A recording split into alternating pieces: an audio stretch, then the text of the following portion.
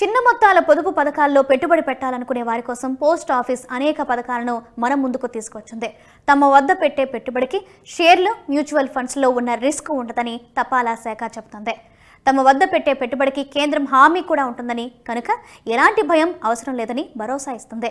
నిజానికి post office అనేక పొదుపు పథకాలను అందిస్తున్న వాటిలో పోస్ట్ ఆఫీస్ రికరింగ్ డిపాజిట్ పథకం బాగా పాపులర్ అయింది. ఇది బ్యాంకులు అందించే రికరింగ్ డిపాజిట్ వంటిదే. ఇక ఈ పథకం ఫీచర్స్ చూస్తే ఈ పథకం కాల పరిమితి 60 నెలలు. ప్రతి నెల మన శక్తిని బట్టి ఒక మొత్తాన్ని కడుతూ వెళ్ళాలి. ఈ పథకంలో చేసే పొదుపు మీద ప్రస్తుతం 6.7% వడ్డీ వస్తుంది. ప్రతి 3 నెలలకు ప్రభుత్వం ఈ వడ్డీ రేట్లో మార్పులు చేస్తుంది.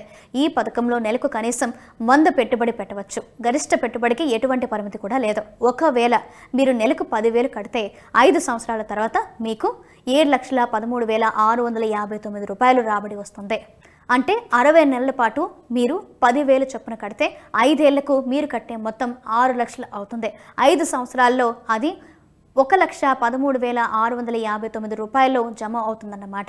ఒకవేళ మీరు నెలకు 20,000 చొప్పున ఈ పథకంలో పెట్టుబడి పెడితే మీ పెట్టుబడి విలువ 5 సంవత్సరాల్లో 14,27,315 రూపాయలు అవుతుంది. ఈ పథకంలో 5 ఏళ్ల పాటు డబ్బు కట్టిన తర్వాత దానిని మరో 5 ఏళ్ల పాటు పొడిగించుకోవాలని అనుకుంటే నెలకు 10,000 చొప్పున కట్టిన వారికి 10 ఏళ్ల తర్వాత 17 లక్షలు అందుతాయి.